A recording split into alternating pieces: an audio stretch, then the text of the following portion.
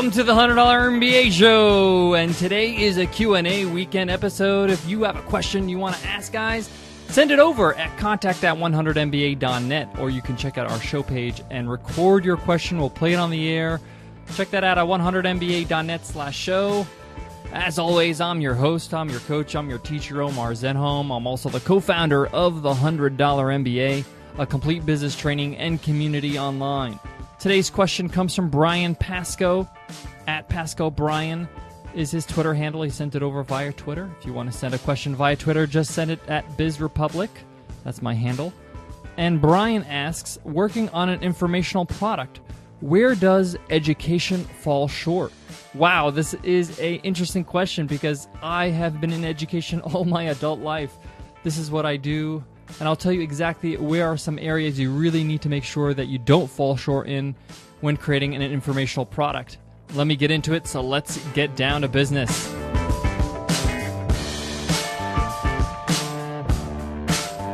Today's show is sponsored by Future Advisor. Guys, what's the difference between your retirement plan and a smart retirement plan? A smart plan lets you retire sooner with the same contributions. Planning for your financial future is important, guys, and that's why you need to check out Future Advisor. They make it really easy for you to plan your financial future in minimal time. Right now, Future Advisor is offering listeners to our podcast, the $100 MBA Show, 3 months of this premium investment management for free. Go to futureadvisor.com/MBA. Planning your financial future doesn't have to be tough, boring, hard to understand. Future Advisor makes it super simple and easy, and it'll save you a whole bunch of time. We know how valuable time is. So check them out, futureadvisor.com/MBA. So Brian asked a very important question. He's working on an informational product, and he wants to know, where does education fall short? There are 2 areas where I believe that informational products fall short when it comes to education. One is in the product itself, and then 2, it's in the marketing of the product. So let's first talk about the product itself. Now, the point I'm about to make or stress is very apparent to me and may not be apparent to everybody out there that's starting a business. Now, the reason why it's so apparent to me is because, like I mentioned, I was in education for all my adult life. I have my master's in it, and that's what I did for a living. I used to teach, I used to create curriculum, I used to create lesson plans, I used to train teachers. So making sure that a lesson or a informational product, in this example, is comprehensible, that people can actually learn something from the actual instruction, is very important.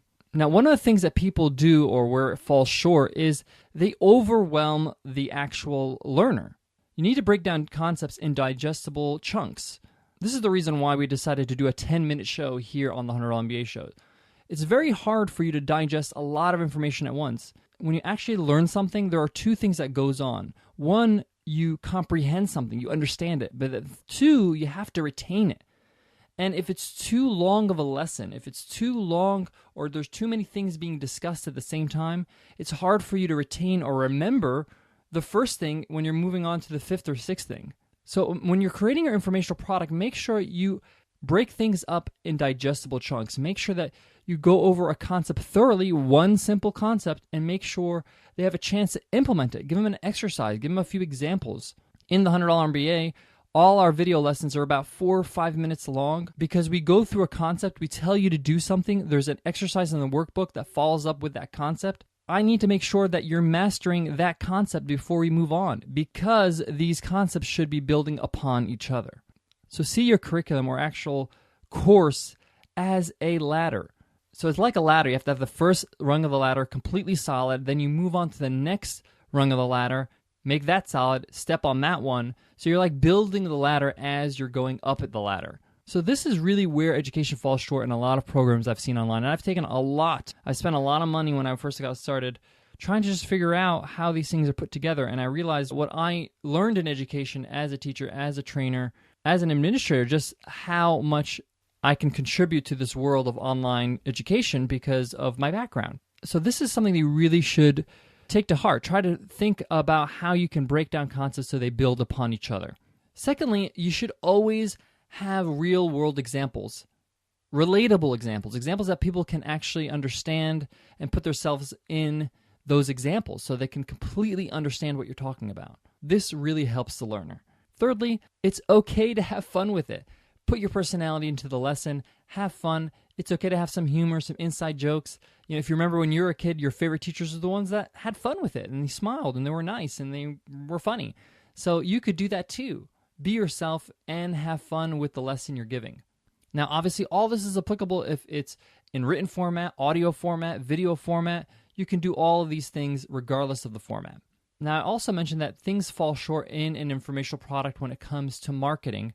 I'm going to go over that in a bit. Before that, I got to give some love to today's sponsor, Future Advisor. I mentioned at the top of the show that a smart retirement plan lets you retire sooner with the same contributions. Part of that comes down to strategic investments and optimizations of your portfolio. The other part is reducing those high fees you're paying currently with your financial advisor. With Future Advisor, you get both, and that combination can shave years off your retirement. All you got to do is just plug in your investments, and Future Advisor will give you an honest grade on your current portfolio's performance, diversification, taxes, and everything. I've used the Future Advisor site, and it's super easy to use. They make it super easy, and that's what I love about it. Part of financial planning that's boring and hard is that you don't want to deal with the monotony. You don't want to deal with how long it takes, and they make it so simple and easy to use. You're done with your planning in no time. I love how Future Advisor shows you what you're doing and how you can improve for free. I love that. And this allows me to make the changes I want based on that feedback. And Future Advisor will manage my portfolio for a fraction of what a traditional advisor would charge. And right now, Future Advisor is offering our listeners, the $100 MBA Show listeners, 3 months of this premium investment management for free. You got nothing to lose, guys, so just go to futureadvisor.com/MBA and get started. Again, that's futureadvisor.com/MBA. When it comes to marketing your informational product, you really need to focus on the problem you're solving. A lot of people, when they're marketing a product, be it informational or not, they focus on the feature. So if this is like an ebook, they focus on how many pages there are, or that it comes with a quick guide or something like that, instead of focusing on something that is attainable, the reason why they would buy it. So if the ebook was about how to create a video for your business in 24 hours or less, that's what you focus on.